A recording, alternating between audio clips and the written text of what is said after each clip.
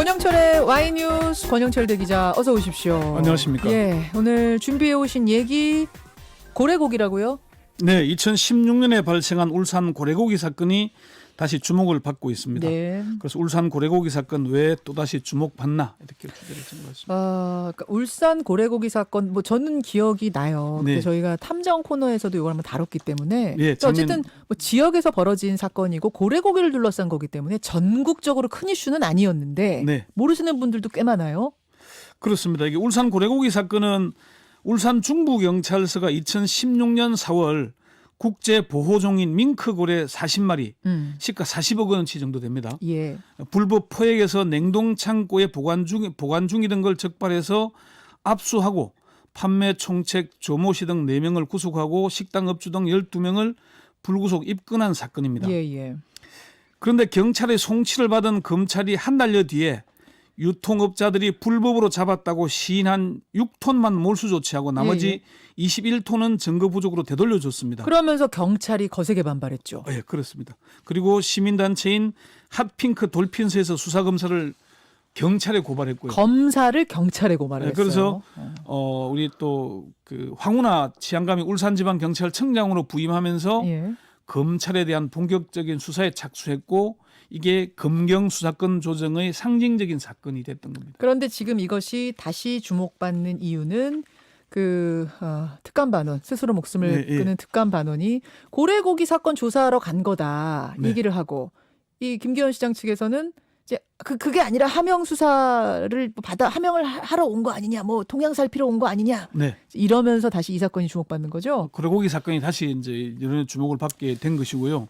그러면 예. 경찰이 그때 압수했던 건 모두 불법 포획된 거는 맞습니까? 현장에서 적발된 것도 있고 불법 포획으로 의심되는 것도 있습니다.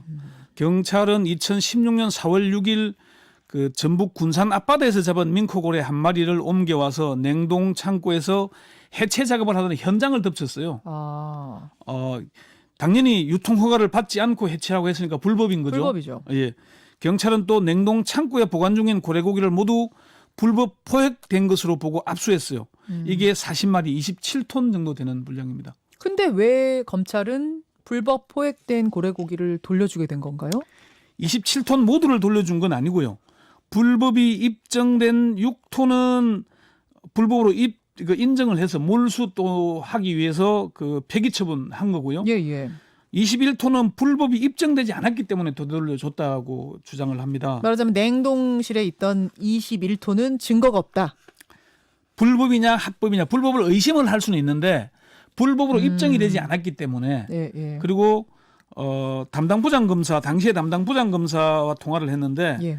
고래고기를 최종적으로 몰수해서 폐기하려면은 기소를 해서 몰수 선고를 받아야 한다. 예. 기소를 하지 못하면은 돌려줘야 한다고 전제를 하면서 기소하려면은 불법이라는 증거가 수집돼야 하는데 현장에서 고래를 도축하다 적발된 건 입증이 됐지만은 예. 나머지는 고래 축제를 위해서 고래 축제가 5월 말에 열리거든요. 예, 예. 그 모아둔 것인데 불법인지 합법인지 알 수가 없는 것이었다. 그래서 불법으로 추정은 할 수 있지만 바로 기소할 수는 없었다.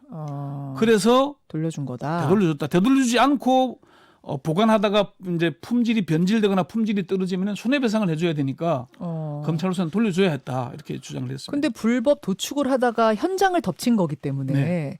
그 냉동실에 있었던 것도 상당히 불법일 가능성이 상당히 커 보이는 건 맞는데도 네. 증거가 딱히 없기 때문에 그러니까 누구나 다 이게 다 고래고기가 대부분 사실 그 잡으면은 불법이거든요. 예. 근데 그물에 걸려서 스스로 죽거나 그래야 그것만 합법이잖아요. 그건 예, 먹을 그렇죠. 수 있잖아요. 예, 그게 이제 DNA를 채취해서 유통하게 유통 허가를 내주는 거거든요. 예, 예. 그런데 그 검찰 설명은 합법으로 우리가 유통 허가를 받은 것도 100% 다 DNA를 채취하지 못한다. 않는다.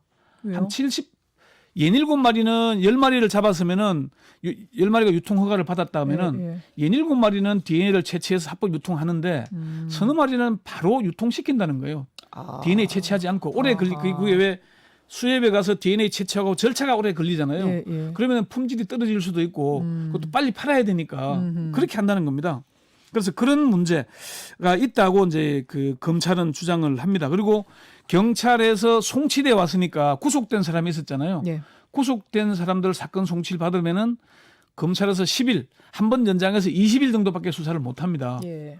그 기간 넘기면은 기소를 못 하게 되는 거거든요. 그러니까 빨리 기소를 해야 되다 보니까 그렇게 할 수밖에 없었다 이런 거죠. 이 담당 부장 검사가 이렇게 예를 들었습니다. 예를 들어서 전당포에서 작물이 몇 개 확보됐다. 예. 그렇다고 전당포에 있는 물건을 다 가져올 수는 없는 거 아니냐.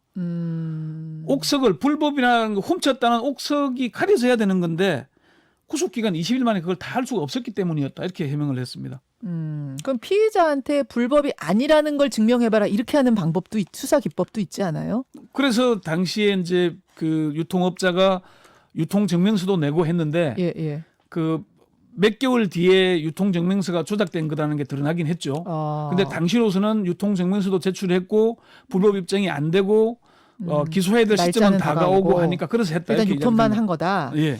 경찰이 그럼 문제 삼은 건 네. 그 고래고기 돌려줬기 때문에 어느 부분이에요, 그럼?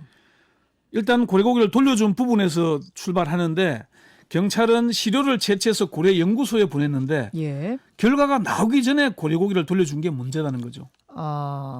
그게 누가 봐도 납득이 안 됐다. 그러니까 경찰은 그러면서 고래고기 유통업자의 변호인이 울산지검에서 고래고기 사건 수사를 담당했던 검사 출신 전관 변호사고 해당 부장검사와 대학 동문 관계니까 유착이 의심이 간다는 겁니다. 그래서 변호사 사무실 압수수색 영장과 기자 추적 영장 등을 신청했지만 검찰이 일부 기각을 하고 하면서 수사 제대로 안 됐다 이렇게 주장을 하고 있는 거죠. 당시 이 수사를 지휘했던 황운하 울산경찰청장, 지금 대전경찰청장이죠. 예, 예. 검찰이 업자에게 돌려줬다, 환부 처분했는데 이건 환부해서는 안 되는 고기다. 업자들은 불법이 아니라고 주장할 수 있지만 불법인지 아닌지는 고래 연구소에서 DNA를 맡겨서 검사하게 돼 있다 이렇게 얘기를 했어요. 황 청장은 검찰의 부패 비리가 이 사건의 본질이다. 검사 출신 변호사와 당시 부장검사가 지방국립대의 동문이다. 결국 변호사가 부장검사에게 로비하고 부장검사가 지시해서 검사가 고래고기 환부를 결정한 게 아니냐. 그렇게 보는 것이 합리적인 의심이다 이렇게 얘기를 했습니다. 그러니까 전관 예우에 의한 어떤 아주 전형적인 부패 비리라고 보는 것이 황 청장의 입장, 경찰의 입장이었던 거군요. 전관 변호사와 부장검사 유착에 의한 게 아닌가 이런 의심을 한다는 거죠. 고래연구소의 DNA 분석 결과는 그래서 어떻게 나왔습니까? DNA 검사 결과는 한 7개월여 뒤인 2016년 12월에 나왔는데요. 의뢰한 고래고기 샘플 47점 중에 34점은 기존에 보관된 DNA와 일치하지 않아서 불법 개체로 추정이 되고 13점은 판정불능이라는 결과가 나왔습니다. 그래요. 이 검찰이 주장한 대로 70%만 DNA가 확보된다는 설명과 좀 비슷한 결과가 나온 겁니다. 하지만 뭐 경찰의 주장대로 상당수가 불법이었던 거는 또 맞는 것으로 이렇게 나온 거네요. 그러니까 이제 이 7개월간 그러면 보관하고 있는 동안에 불법으로 드러나면 문제가 없는데 불법이 아닌 걸로 드러나면 돌려줘야 되는 거잖아요. 그렇죠. 그럼 그 기간 동안에 팔아야 될 걸 못 팔고 변질됐으면 누가 책임을 질 거냐? 이거는 국가가 책임져야 되는 거거든요. 근데 그게 이제 검찰의 이제 주장인 겁니다. 그래요. 그러면은 어떻게 검찰이 수사를 받았어요? 어떻게 됐어요? 경찰이 고소한 다음에? 경찰이 이제 수사에 착수했던 것은 시민단체 고발이 있었고 언론 보도가 있었거든요. 그래서 착수를 했는데 검찰이 수사를 안 받았죠. 해당 검사가 계속 그 경찰에서 통화를 하고 만나려고 해도 만나주지도 않고 의견도 안 내고 하다가 해외 연수 갔다 와버리고 그런데 복귀를 했는데 그 뒤에 이제 의견 진술을 낸 거는 딱 법과 원칙에 따라 했다는 거 외에는 뭐 구체적인 설명을 하지 않고 있는 겁니다. 검사는 경찰 수사 보통 안 받습니까? 어떻게 되는 거죠? 사실은 뭐 검찰이 경찰의 수사를 지휘하는 입장이잖아요. 아직까지는. 그러니까 경찰의 수사를 받지 않는 게 관행처럼 굳어져 있죠. 현직 검사가 지금까지 경찰에 출두해서 조사를 받은 사례는 제가 취재를 해보니까 단 한 번밖에 없었습니다. 진짜요? 네. 단 한 번이요? 언제입니까? 그렇습니다. 2012년 이른바 검사실에서 절도 피의자와 유사 성행위를 했던 사건 기억나십니까? 기억납니다. 전모 검사 사건. 그 당시에 피의자의 사진을 또 그 열람을 하고 외부에 유출한 사건이 있었어요. 열람한 사람들은 검찰 내에서 징계를 받았고 외부에 유출했던 현직 검사 2명이 서초경찰서에 출두해서 조사를 받았던 게 유일합니다. 과거에 왜 제주지검 김수창 검사자의 경우 그때도 성범죄였잖아요. 이때도. 체포됐을 당시는 검사 신분이 안 드러났고요. 그래서 석방된 뒤에 검사장이라는 게 드러났는데 현직 검사장이었는데 예, 드러났는데 그때부터는 경찰에 출두하지 않고 혐의도 부인하고 그랬죠. 나중에 검찰에 출두해서 조사를 받았죠. 경찰 그리고 수사관 일은 없다. 서울지검 특수부장 뇌물수수 사건도 경찰이 원래 수사하던 건데 검찰이 가져가 버렸죠. 그러니까 경찰 조사는 안 받았죠. 그래요. 그러니까 검사가 경찰의 수사를 받았으면 사실 공수처 설치하자는 얘기가 안 나왔을 텐데 예, 이것 때문에 결국 왜 검사는 잘못하고도 수사 안 받냐 이게 문제가 돼서 공수처 설치가 본격화된 거죠. 그래서 네. 그러면은 그 당시 경찰이 주장했던 네. 담당 부장검사하고 그 변호사 사이에 유착 관계가 있었을 것이라는 그 부분에 대해서는 뭔가 수사된 게 있습니까? 아직도 의심 수준에서 머무르고 있습니다. 경찰은 합리적인 의심이라고 하지만은 변호사가 검찰을 상대로 로비를 했다거나 금품을 제공했다거나 하는 진술이나 정황도 확보된 게 없습니다. 당시 부장검사는 그 변호사와 대학 동문인 거는 맞지만은 단 한 번도 만난 적도 통화한 적도 없다. 아, 경찰식으로 의문을 제기하면 흔적이 나와야 하지 않나. 아무리 의심이 든다고 하더라도 통화를 했다거나 만났다거나 하는 흔적이 있어야 추론을 할 거 아니냐. 단 한 번도 만난 적도 없고 전화한 적도 없다는데 뭘 더 하겠다는 거냐 이렇게 반문하더라고요. 그저 대학 동문이라는 사실만으로 어떻게 유착이 있다고 얘기할 수 있느냐? 그 그리고 두 얘기군요. 사람의 사이를 보니까 한 14, 15년 차이가 나요. 아, 선후배 사이. 14, 15년 차이가 난다고. 그러니까 가까운 사이라면은 알고 예. 만났을 수 있는데 예. 하도 뭐 차이가 많이 나니까 학창 시절에 알거나 뭐 같은 지역에서 근무한 적도 없다고 그럽니다. 그러니까 14, 15년 차이가 무슨 차이? 학교에서의 이 예. 선후배 사이 말씀하시는 네, 거잖아요. 네. 예. 경찰도 두 사람이 통화했다거나 만났다는 증거를 확보하지 못했다. 다만 그건 검찰이 압수수색 영장을 기각했기 때문이다. 이렇게 이제 책임을 검찰에 돌리긴 자, 했고요. 당시 담당 검사 통화하셨어요? 혹시? 통화는 못했고요. 해외 연수를 다녀온 뒤에 울산지검으로 복귀했다가 올해 초에 정기 인사해서 인천지검으로 옮겼습니다. 인천지검 그 관계자에게 물어보니까 그 검사가 언론과 접촉하지 않는다. 해당 검사의 입장은 울산지검에서 이미 밝힌 걸로 안다. 이렇게 답변을 했습니다. 고래고기 사건이 여러분 이랬던 겁니다. 네. 이 문제 어떻게 풀어야 되나요? 직전에 울산지검장이었던 송인택 변호사가 방안을 제시했습니다. 검찰과 경찰이 소모적 논쟁을 할 게 아니라 사실관계만 제출을 하고 제3의 기관 대한변호사협회 같은 데서 기소할 사건인지 아닌지 판단해서 결정하자.